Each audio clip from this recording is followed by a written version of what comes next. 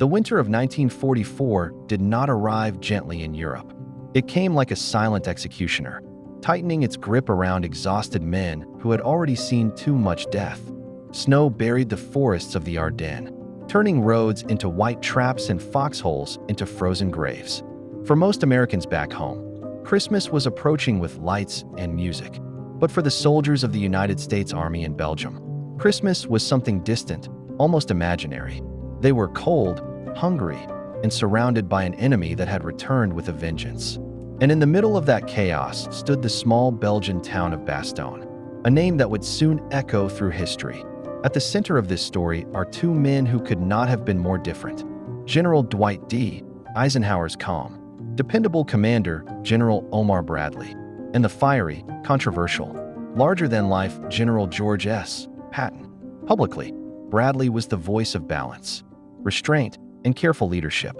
Patton was the thunder, brilliant, reckless, outspoken, and often impossible to control.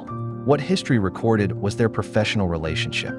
What history did not openly record, what remained locked away in private conversations and personal reflections, was what Bradley truly admitted about Patton after the Battle of Bastogne. But to understand that admission, we must first understand the moment when everything nearly fell apart. By December 1944, Allied commanders believed the German army was finished. France had been liberated, Paris was free, and morale was high. Many officers assumed the enemy was retreating toward inevitable defeat. That assumption would prove dangerously wrong. Adolf Hitler had one final gamble left, and he played it in the most unexpected way, through the thick, forested Ardennes region, the same route used in 1940 to crush France. The German counteroffensive, later known as the Battle of the Bulge, struck with shocking force. American units were smashed, supply lines were cut, and confusion spread faster than orders could be given. Entire divisions were pushed back, isolated, or destroyed. At the center of the German plan was Bastogne, a critical road junction. Whoever controlled Bastogne controlled movement across the region, and the Germans knew it. The U.S. 101st Airborne Division, along with elements of other units, found themselves encircled in Bastogne. Snow fell relentlessly, ammunition ran low, food was rationed, medical supplies were nearly gone. Wounded men froze while waiting for help that might never come. The Germans sent a message demanding surrender. The response, nuts, would become legendary. But behind that defiance was desperation. Bastogne was holding on by a thread, far away from the frozen foxholes. In warm command rooms filled with maps and cigarette smoke, Allied leaders faced a terrible question. Who could save Bastogne in time? General Omar Bradley was responsible for the U.S. 12th Army Group. He was known as the GI's general, respected for his steady temperament and concern for soldiers' lives. Bradley was not a man of grand speeches or dramatic gestures. He believed wars were won through planning, coordination, and patience. He also believed that George Patton was both a gift and a liability. Patton commanded the Third Army, positioned far to the south. His forces were engaged in their own operations and facing their own logistical challenges. Moving an entire army north in winter conditions seemed almost impossible. Roads were clogged, fuel was scarce, weather grounded aircraft. To many commanders, the idea of a rapid relief of Bastogne sounded like wishful thinking. But Patton was different. Even before the German attack fully unfolded, Patton sensed something was wrong. He had been studying enemy movements obsessively, convinced that the Germans were preparing a counterstroke. While others dismissed his concerns, Patton quietly began planning contingencies. He asked his staff a question that stunned them. If I had to turn the entire army north, how fast could we do it? The answer shocked everyone, including Bradley. When Eisenhower gathered his commanders to discuss the crisis, Patton did not hesitate. He stood up and said that he could attack north within 48 hours. The room went silent. Some officers thought Patton was exaggerating, as he often did. Others thought he was reckless. Bradley, sitting nearby, was skeptical. He had spent years managing Patton's excesses, his impulsive remarks, his controversial behavior, his tendency to push men beyond reasonable limits. Bradley trusted Patton's aggression, but he feared the cost. Privately, Bradley worried that Patton's promise was too bold. He believed that moving too quickly could expose flanks, overextend supply lines, and risk catastrophic failure. And yet, there was no better option. Bastogne could not wait for perfect conditions. The men there would not survive weeks of deliberation. Time, not caution, was now the enemy. Reluctantly, Bradley supported the plan. What happened next would force Bradley to confront something he had never fully admitted before. Patton did not merely turn his army north. He performed what many historians later called one of the greatest operational maneuvers in U.S. military history. In freezing conditions, over narrow and icy roads, the Third Army pivoted nearly 90 degrees and surged toward Bastogne. Convoys moved day and night. Engineers cleared routes under fire. Soldiers marched through snow with frozen feet and empty stomachs. Patton drove them relentlessly, but not blindly. Despite his reputation, Patton paid close attention to logistics, coordination, and timing. He personally monitored movements, issued precise orders, and adjusted plans as conditions changed. His army did not charge forward in chaos. It moved like a clenched fist. As reports came in, Bradley watched in disbelief. Units that should have taken weeks to reposition were moving in days. Attacks that seemed impossible were succeeding. Resistance was fierce, but momentum was unstoppable. On December 26, 1944, Patton's forces broke through German lines and reached Bastogne. The siege was lifted. Supplies poured in. Wounded men were evacuated. Hope returned. For the soldiers inside Bastogne, Patton was no longer just a general. He was salvation. Publicly, Bradley praised the success. Official statements spoke of teamwork, coordination, and Allied unity. But privately, something deeper was happening inside him. The relief of Bastogne forced Bradley to confront a truth that made him uncomfortable, a truth about Patton that he had resisted for years. Bradley had always seen himself as the rational counterweight to Patton's fire. He believed that Patton needed restraint, oversight, and correction. But Bastogne revealed something else entirely. It showed that Patton's instincts, so often criticized, were precisely what the moment required. Where others hesitated, Patton acted. Where others calculated risks, Patton accepted them. And where others waited for certainty, Patton trusted his judgment. In private conversations after the crisis, Bradley admitted something he would never say in front of cameras or reporters. He admitted that without Patton, Bastogne would likely have fallen. This was not easy for Bradley to accept. It challenged his own philosophy of command. It forced him to acknowledge that war was not won by one type of leader alone. It required both restraint and audacity, both patience and speed. And in that frozen winter, audacity had saved thousands of lives. Bradley did not suddenly become a Patton admirer. He still disapproved of many things: Patton's ego, his language, his tendency to court controversy. But Bastogne carved a permanent mark into Bradley's memory. It proved that Patton was not just a loud, aggressive commander. He was a strategist capable of brilliance under pressure. Years later, when Bradley reflected on the war, his words were careful, measured, and restrained. But between the lines, historians could see it clearly. Bastogne changed how Bradley viewed Patton forever. It forced him to admit, at least to himself, that some men are built for moments of chaos, and that Patton was one of them. And yet, this admission came with a shadow, because while Patton's victory at Bastogne elevated his legend, it also deepened the divide between the two men. Bradley feared that Patton's success would encourage recklessness in the future. He worried that the very traits that saved Bastogne could, under different circumstances, lead to disaster. This tension between gratitude and fear, respect and doubt, would define their relationship for the remainder of the war. When the guns around Bastogne finally quieted, the snow continued to fall as if nothing extraordinary had happened. White fields covered burned-out vehicles, shallow graves, and shattered trees. To the soldiers who survived, the relief felt miraculous. To commanders at the top, the relief felt sobering. Because Bastogne did more than stop a German advance, it exposed uncomfortable truths about leadership, ego, fear, and trust. And no one felt that more deeply than General Omar Bradley. In public, Bradley remained the same calm, composed figure Americans trusted. He spoke carefully, choosing words that emphasized unity and teamwork. The victory at Bastogne, he said, was the result of coordinated Allied effort. No single man, no single army, deserved all the credit. That was the official story. But privately, Bradley wrestled with thoughts he could not silence. Thoughts about George S. Patton that unsettled him more than the German offensive ever had. Bradley had known Patton for years. He had seen him at his best and at his worst. He had watched Patton inspire men with fiery speeches and alienate peers with reckless comments. He had defended Patton after scandals, including incidents that nearly ended Patton's career. Bradley often felt like Patton's keeper, the responsible adult tasked with controlling a dangerous but valuable weapon. That dynamic had defined their relationship long before Bastogne. But after Bastogne, that dynamic no longer felt stable. In the days following the relief of the town, reports flooded Bradley's headquarters. Detailed accounts of troop movements, logistics improvisations, and command decisions painted a picture that Bradley could not ignore. Patton had not acted blindly or impulsively. He had prepared. He had anticipated.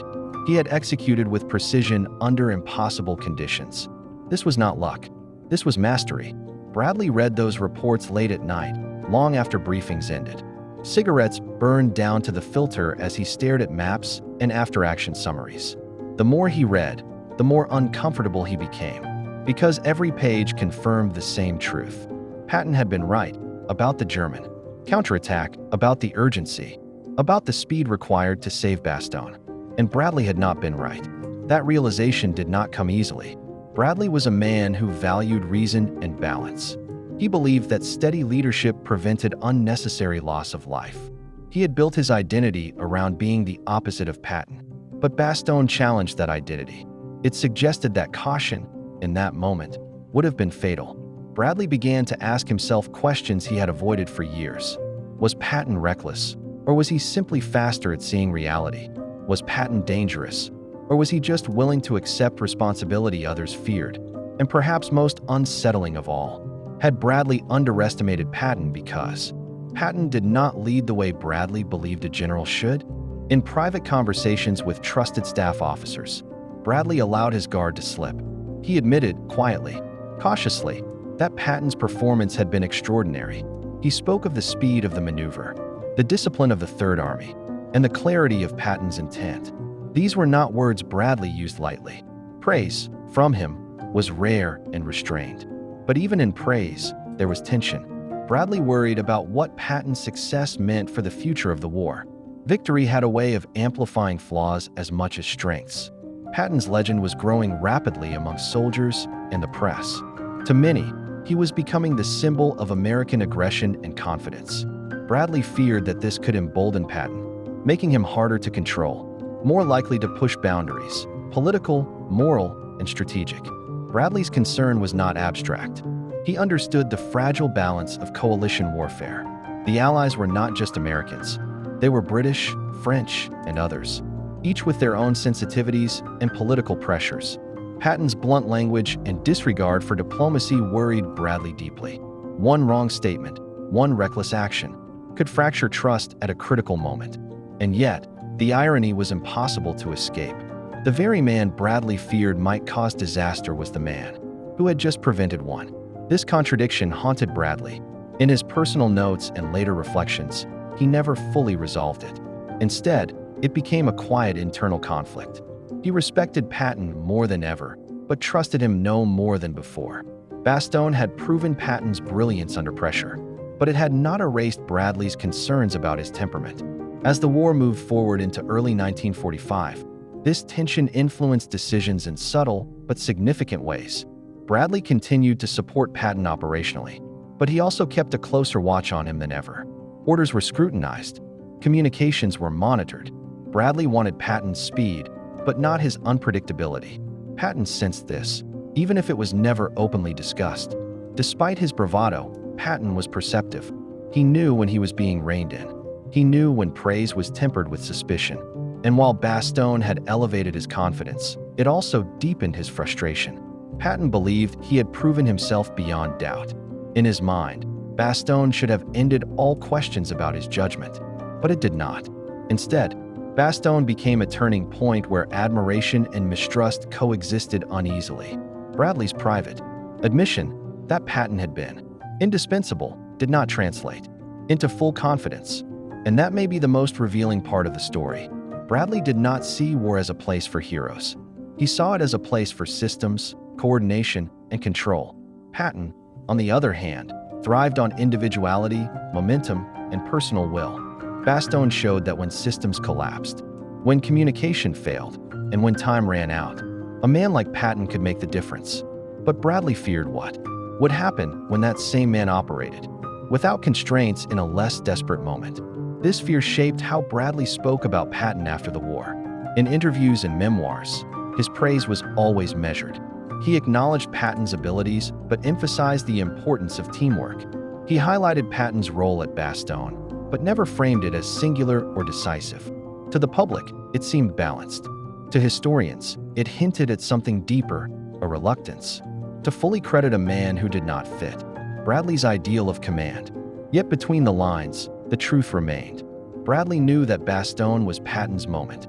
He knew that few other commanders could have done what Patton did when Patton did it. And he knew that, without that intervention, the war's trajectory could have changed dramatically. That knowledge stayed with him. Years later, when Bradley looked back on the winter of 1944, Bastogne stood out not just as a battle, but as a lesson about humility, about the limits of caution, and about the uncomfortable reality that leadership comes in many forms, and sometimes, the form we distrust most is the one we need most. When the war in Europe finally ended in the spring of 1945, the guns went silent, but the echoes of command, decisions continued to reverberate through the minds of the men who had made them. Victory did not bring clarity as much as it brought reflection.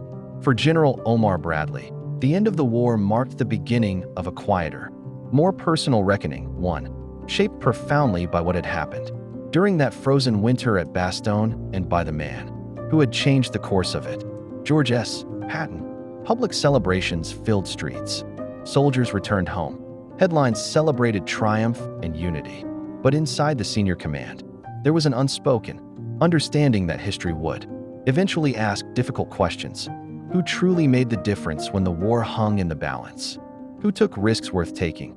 And who avoided risks that could not be afforded? For Bradley, these questions always circled back to Patton. Patton did not live long enough to fully shape his own legacy. In December 1945, only months after the war ended, he died suddenly in an automobile accident. The news shocked the world. Soldiers who had followed him through fire and snow mourned deeply. To many, Patton became frozen in time, a symbol of relentless drive and uncompromising will. His death removed the possibility of redemption for his flaws or restraint for his excesses. What remained was the legend. Bradley outlived him by decades, and with time, distance softened some edges while sharpening others. In the years after the war, Bradley wrote, spoke, and advised future leaders. He became a central figure in shaping America's post-war military philosophy. Calm leadership, coalition cooperation, and civilian control became guiding principles. These were values Bradley believed essential in a nuclear age where recklessness could mean annihilation. And yet, even as he championed restraint, the shadow of Bastogne never left him. Because no matter how carefully Bradley constructed his legacy, the truth of Bastogne stood unchallenged. When historians began to study the Battle of the Bulge in detail, one conclusion became unavoidable. Patton's rapid response was decisive. Documents, timelines, and first-hand accounts all pointed to the same reality. The Third Army's maneuver was not just impressive, it was essential. Without it, Bastogne's defenders might have been overwhelmed. Without Bastogne, the German offensive could have widened, prolonging the war and increasing casualties on all sides. Bradley knew this. He did not need historians to tell him. He had known it the moment Patton's tanks broke through the snow. In private settings, with trusted colleagues, Bradley occasionally allowed himself a level of honesty that never made headlines. He acknowledged that Patton possessed a rare instinct for battle, a sense of timing and momentum that could not be taught. Bradley understood that this instinct, while dangerous in the wrong context, was invaluable in moments of crisis. Bastogne was such a moment. But Bradley's final judgment of Patton was not simple praise. He believed Patton was necessary, but not sufficient. In Bradley's view, Patton was the blade, not the hand that guided it. He was the force that broke through when others could not. But he required structure. boundaries, and oversight. Bradley saw himself, and leaders like Eisenhower, as those boundaries. Bastogne did not change that belief. What it changed was Bradley's understanding of balance. The war taught him that leadership is not about choosing one style over another. It is about knowing when to unleash speed and when to apply restraint, when to plan carefully and when to act decisively even without perfect information. Patton embodied action, Bradley embodied control, and Bastogne proved that victory often lies in the uneasy partnership between the two. This realization influenced how Bradley spoke to future generations of officers. He warned against idolizing any single commander. He cautioned that brilliance without discipline could be as dangerous as caution without courage. These lessons, though never explicitly framed around Patton, carried his imprint unmistakably. As for Patton's reputation, history rendered its own verdict. He became one of the most studied generals of the Second World War. His speeches, tactics, and personality were dissected endlessly. Some portrayed him as a genius. Others criticized him as reckless and insensitive, but almost all agreed on one point. When speed, audacity, and pressure were required, few could match him, and Bastogne became the cornerstone of that reputation. For Bradley, this was both satisfying and unsettling. Satisfying because the truth had emerged. Unsettling because it confirmed something he had struggled to accept: his own limitations. Bradley had been right to value caution, but he had been wrong to assume it was always enough.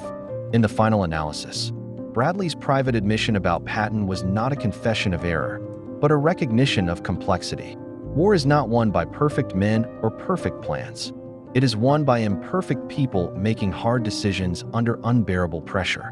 Bastogne was not saved by personality alone or by planning alone, but by the convergence of foresight, preparation, and the willingness to act without delay. Patton had prepared for the moment. Bradley had allowed him the space to execute. And together, despite differences, doubts, and friction, they achieved what neither could have done alone. That is the truth Bradley rarely spoke aloud. History often simplifies. It turns complex relationships into rivalries and layered judgments into slogans. But the real story of Bradley and Patton after Bastogne is quieter and deeper. It is a story about trust earned reluctantly, respect given cautiously, and admiration tempered by fear. In the end, Bradley did not change who he was. He remained the steady commander, the architect of control. But Bastogne ensured that, somewhere within him, there was an enduring acknowledgement of Patton's unique gift. A gift that, for a brief and desperate moment in the winter of 1944, saved a town, saved an army, and altered the course of a war. And that, more than any medal or monument, is what history remembers, even if it was never said out loud.